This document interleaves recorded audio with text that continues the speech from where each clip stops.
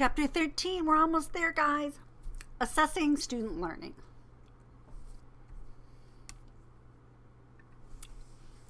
What are instructional objectives and how are they used? Actually, we don't have our outlining chapters, are they?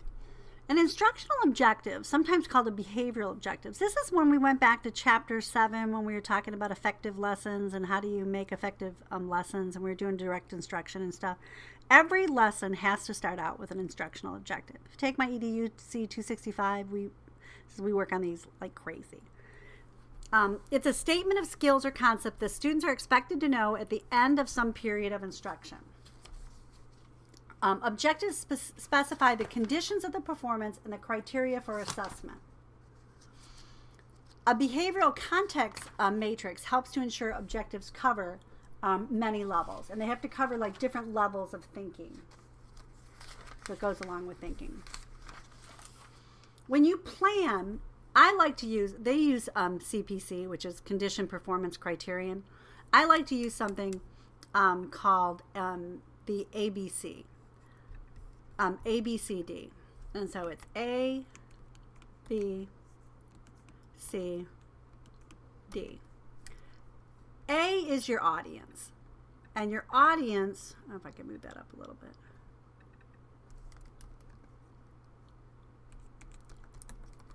Your audience is, it doesn't look right. I don't think it is.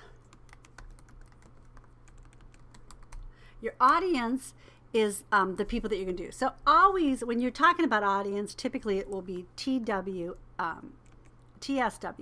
the students will. Your audience is always going to be your students. Your B, if I can click on my B, is behavior. Oops, let me do that. Hold on, let me do it this way. B is behavior. C is condition. And then D is degree of learning. So, audience, the student will, behavior, list, recite, calculate, the student will, condition. Given a set or given a paragraph, the student will list the main characters in the paragraph with, or in the story, we'll say. Given a story, the students will list the main characters in the story with 80% accuracy or 100% accuracy. A lot of people do that 100%, 80%. 80% is considered to be a good marker for when it is, a criterion, how much the students will be able to demonstrate. However, if you're like in nursing school, you want them to have 100% on like their drug conversion test. So you have to say, what is it that kids, what level do you want kids to learn something at? Typically 80 is pretty good. If they get it 80% of the time, you're pretty happy. However, there are some things like you don't want the kids to only know 80% of their alphabet. Or you don't want them to just skip the number 15 every time. So some things are 100%. Some things are okay at 80%. But typically I'll do something like, let's say you'll say, the students will list, or the students will describe, or the students will compare and contrast. If we say the students will describe the causes of the Civil War. Well, how many causes of the Civil War? What is it from the North's perspective or the South's perspective?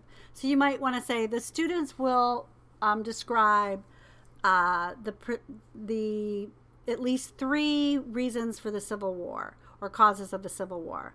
You could say at least 3 causes identified as from the Confederates from the Civil War and 3 causes from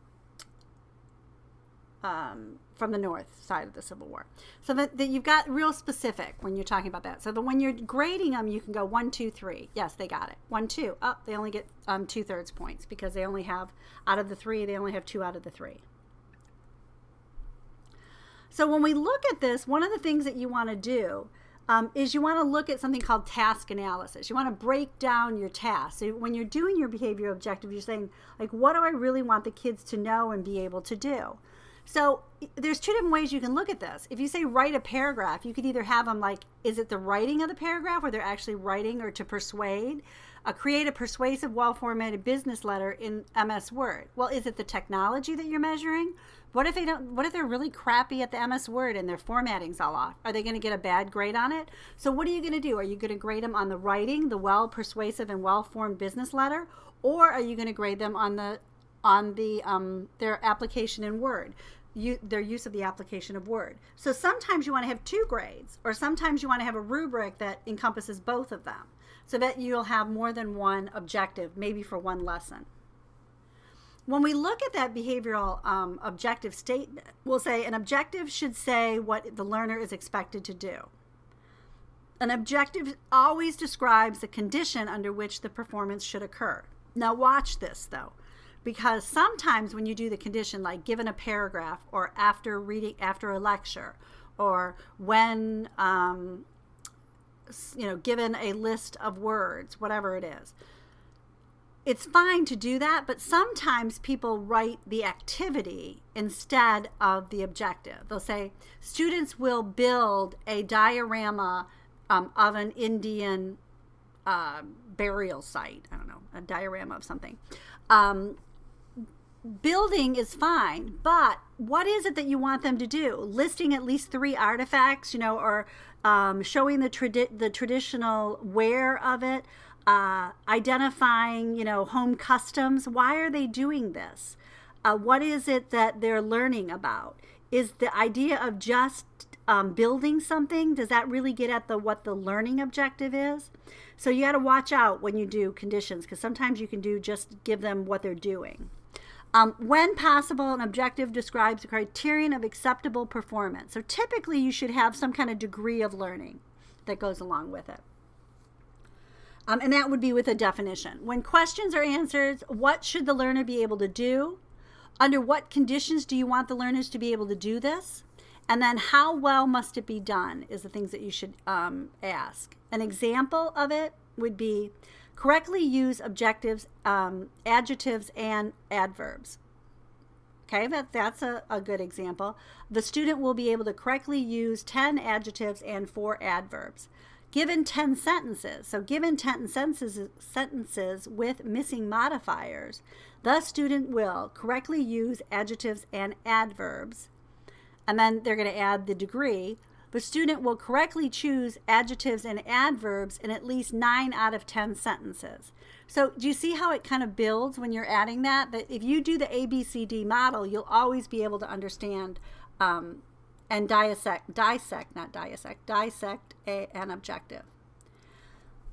Objectives, you write objectives. Matter of fact, objectives are been proven that when your objectives align to your assessment, kids, there's better learning, because your objectives, because they're stated to be measured,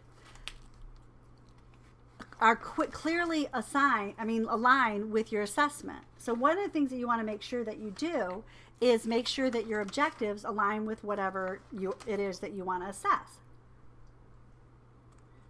Assessment is measured to the degree to which students have learned the objectives set out for them. So one of the things you want to do is make sure your assessment is measuring what you want to teach the kids. And that's why it's important when you get a test, like from the district or something, you want to look over it, because it should align to the objectives that are on the district's curriculum guide. If they don't, then the kids aren't going to be able to get it right because you didn't teach it. One critical principle of assessment is that the assessments and objective must be linked. So your curriculum guide or the Sunshine State Standards or whatever it is have to be linked with the assessment. I'm sure you probably have taken tests and then you're like, I have no idea where this information came from because it wasn't in the book and it wasn't in the lectures. So teaching should be closely linked to the instructional objectives, and both teaching and objectives should be clearly related to the assessment. And they need to be articulated to the students. So when you walk in that day, you should say, today you are going to learn about how to write a good objective. When you walk out of this classroom, you should be able to write a good objective. That would be my objective. So when we write objectives, we also have to use something called a taxonomy. There's more than one different type of taxonomy. I'm not sure if I uploaded the right one or not because I was going to show you 2 different ones. So Bloom came up with this taxonomy of educational objectives, and it's kind of like how we think. The levels of creative thought are getting up to the highest level of thinking. Bloom's taxonomy on educational objective classifies educational objectives from more simple to more complex. So he starts out with knowledge, then it goes to comprehension, then it goes to application, analysis, synthesis, and evaluation. He did this like in the 1950s. However, there's been some work that's been done in Bloom's taxonomy, and one of the things that they've come up with, oops, excuse me, I didn't mean to do that. One of the things that they've come up with is this idea that those top two levels have to be switched. And they've kind of changed the words around to be more of the action that students are doing. So in the newest form a lot of districts have done worked on is remembering. So instead of just saying knowledge base, it's a knowledge base level. It's just remembering. That's all kids have to do is remember. At the comprehension level, in order to comprehend, you have to understand. It's like definitions, knowing your definitions, comprehending a passage. That's at the second highest level of thinking. The third highest level of thinking is application, or being able to apply it. So it might be in mathematics, or maybe you can write your own cohesive paragraph. The fourth level is analysis, and that's usually when you take apart like multiple structures and you take them apart to see about how they're doing. Like if I'm analyzing what type of government maybe a country has. And then the next level, which they've switched, is evaluating and then creating. And the reason they switched that was because they said in order for you to create something, like I don't know if you've ever done this where you had to create your own government or something like that. In order for you to do that, you had to evaluate. You have to say, well, no, I'm not going to use a monarchy. I'm not going to use a democracy. I'm going to use a totalitarian because the country is, really screwed up right now. So that's one of those things that you have to do. You have to evaluate what you're going to use in order to create. So later, after, they've taken Bloom's taxonomy and they've kind of like changed it, the newest version, which is in 2005. So it's been a while. But from 1950 till about 2005, Bloom's was the be-all, end-all standard of gold in applications. And we're going to talk about how you word, because there's specific verbs that go with each one, and that's how you write your objectives. So knowledge, recalling information, the lowest level objectives in Bloom. Knowledge refers to objectives such as memorizing math facts or formulas, scientific principles, verb conjunctions. It's just identifying what color shirt was Susie wearing according to the text. Blue. Comprehension is that idea of translating, interpreting, or extrapolating information. Comprehension objectives require students to show an understanding as well as the ability to use it. So sometimes it would be like correctly using the comprehension word or the vocabulary word in the correct setting. Or interpreting the meaning of a diagram or a graph. You don't have to create yet. You don't have to apply it yet and give me information, but you at least have to be able to plot the graph or maybe tell me the basic components of a parable. Usually comprehension and application kind of go hand in hand. Application is the application objectives require students to use knowledge and or comprehension or principles to solve a practical problem. So you're applying what you learned. What you might know what the word juxtaposes and you're using it in the correct sentence. So you're applying it in your next, like maybe the next time that you write a paper, you use that word. Or you're using a geometric principle to figure out how many gallons of water to put in a swimming pool, given its dimensions. Analysis, though, is the breaking down of complex information to understand it. Analysis requires students to see the underlying structure of this big idea. Analysis is a big idea thing. Like, what is the author's intent? When you read a paragraph, like, what is the author's intent?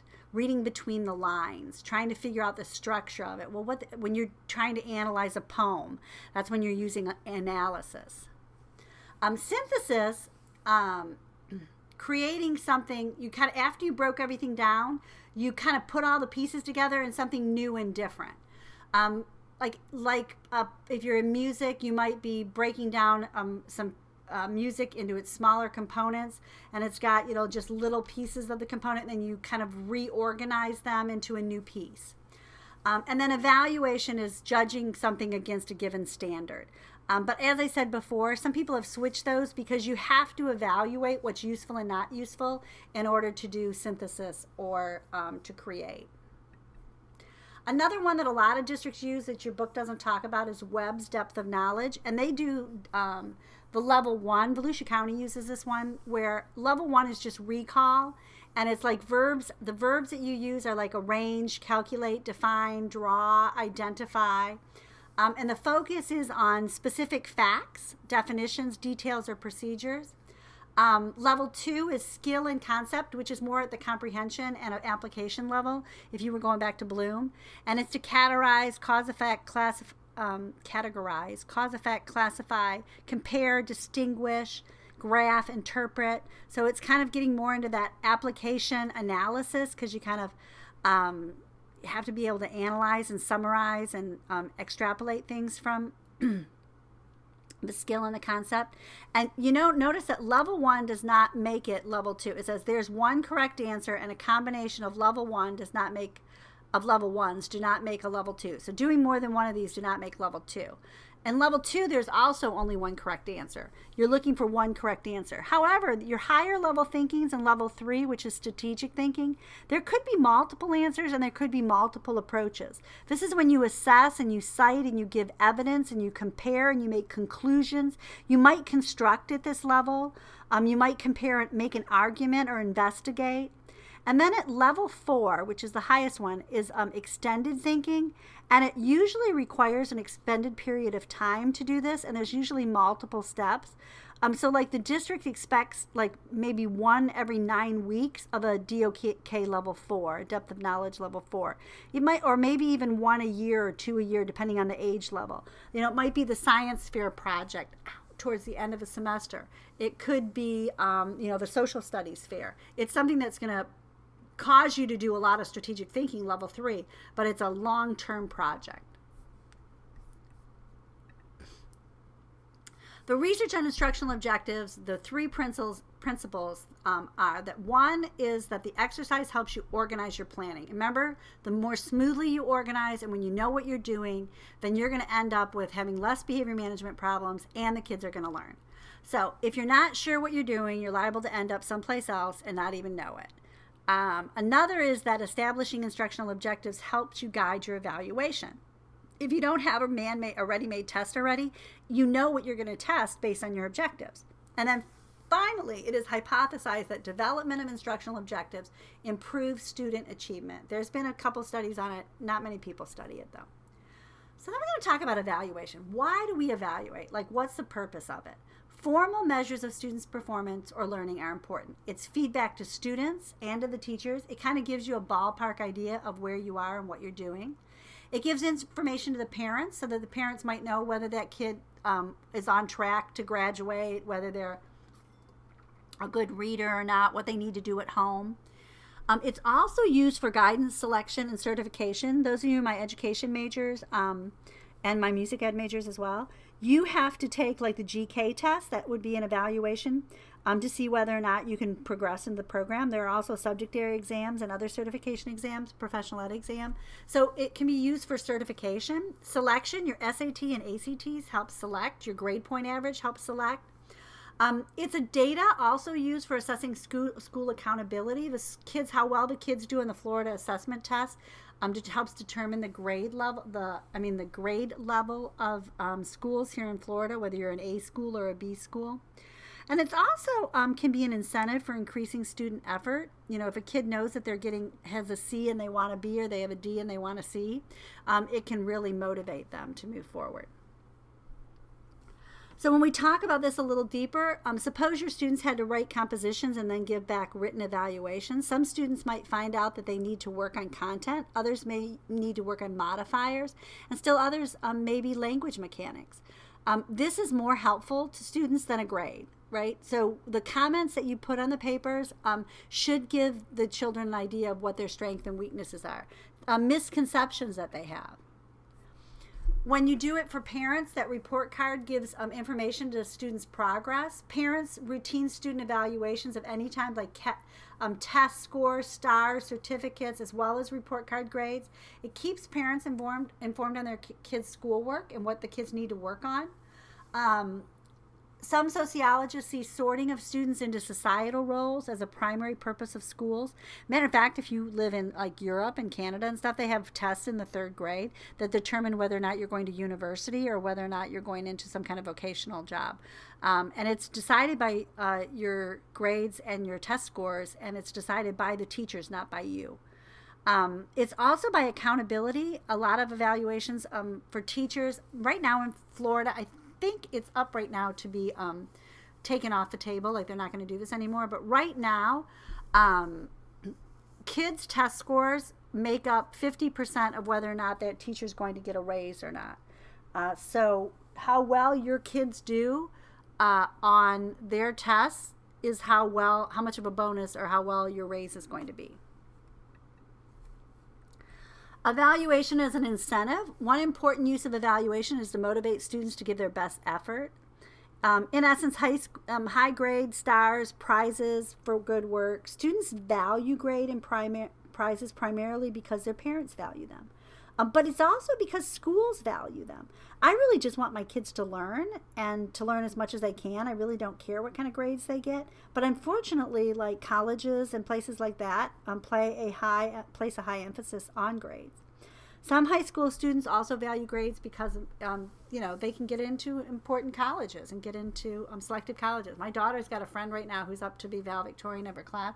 She's already got a full ride to Duke, and but it's interesting. She's taking online classes at Daytona State to raise her GPA because that she'll be able to be valedictorian and be able to put that on a resume. So how do we, student learning is evaluated? This is probably if you don't walk away from this chapter with anything else, know what a formative and a summative evaluation is.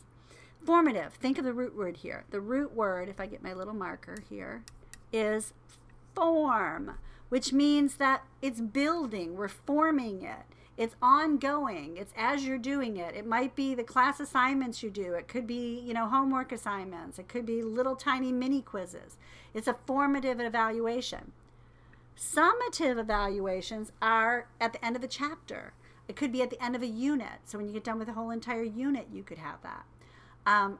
Formative in Volusia County here, 60% of your grade is formative evaluation. So if your teachers do a lot of activities during the semester, that's a good thing because you have a lot of grades and they can kind of equal out.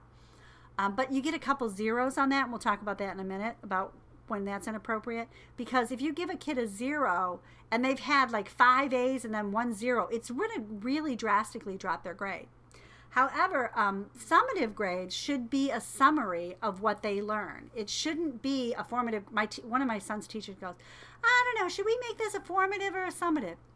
The kid should not decide that. It should already be decided. And you should have multiple summative grades. If you only have one summative grade in a 9-week period and the kid happens to bomb the test that day, then their grades are really going to suffer. And if you don't have a summative based on, as you go along the progression and stop it and say, okay, let me go back and assess what we just taught, then you have a problem there too. And they don't have to just be a test. It could be a project, could be a summative. It could be, an oral presentation so that the kid has multiple ways of showing you that they've mastered the objectives. We also have norm reference versus criterion reference evaluations. We're going to get into this a little bit more in the next chapter. But norm reference tests compare you to other people that are of your same age or like.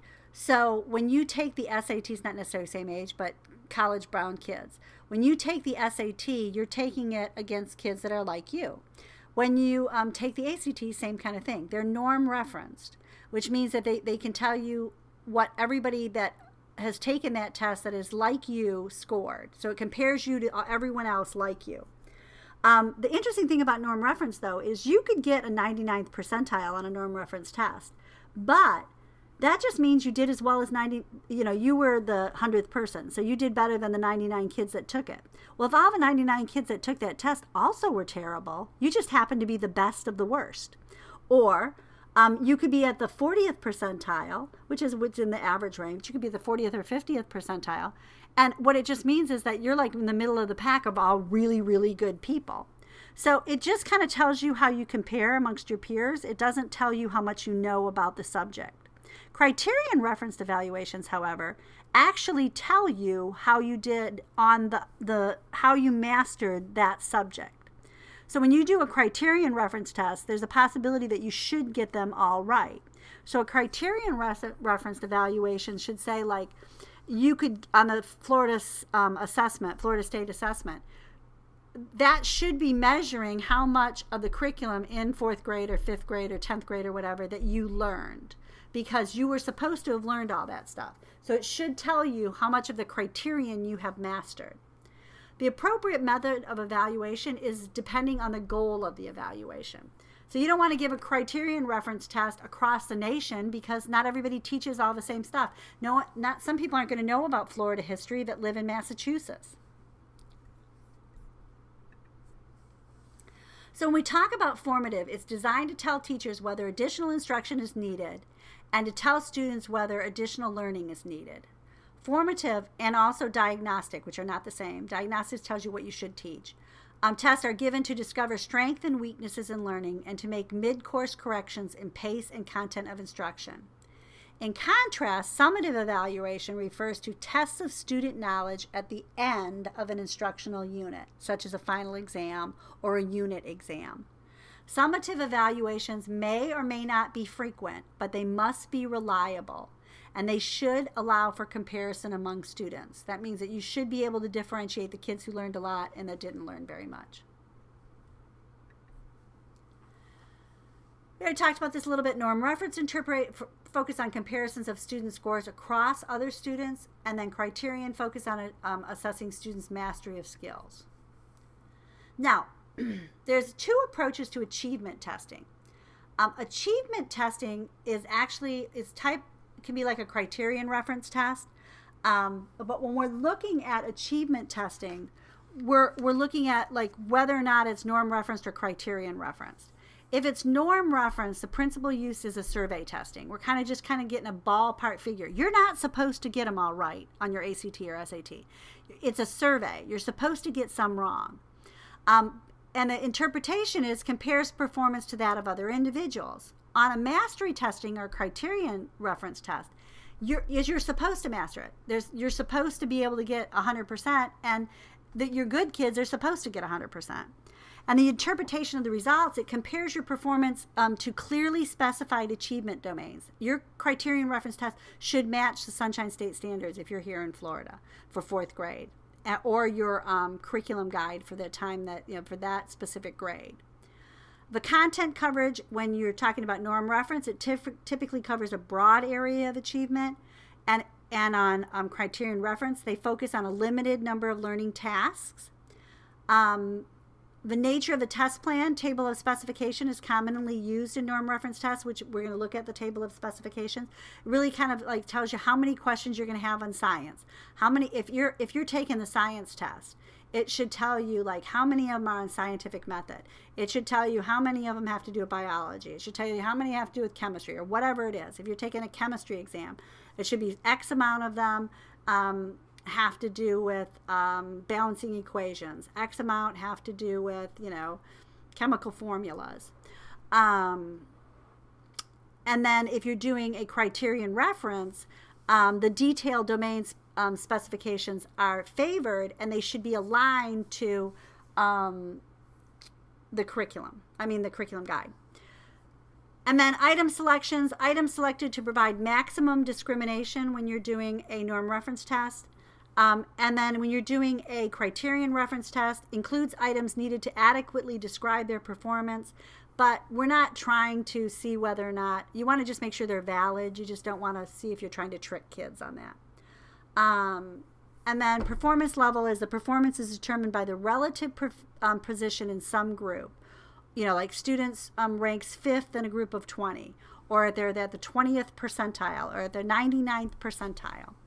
Levels of student performance on a criterion reference test is determined by absolute standards. So the student has mastered this percent of these technical terms. They might have mastered 90% of their vocabulary words that they're supposed to know in the 5th grade. They have mastered 100% of the different types of math problems. So when we look at this, we're matching evaluation strategies with the goal. What is the goal? Are we just trying to figure out who the best kids are to come into college? That's why we use SAT and ACT tests. We're trying to figure out who's the cream of the crop. Where do they fall out? If we're trying to figure out whether or not they actually accomplish the objective or they learned what we tried to teach them, then we're going to use a criterion reference test. But there's no single best strategy for evaluating students. The best means of accomplishing any one objective evaluation might be inappropriate for other objectives. I'm not going to give you a SAT test to see whether or not you learned algebra. Therefore, you should choose different types of evaluations for different purposes.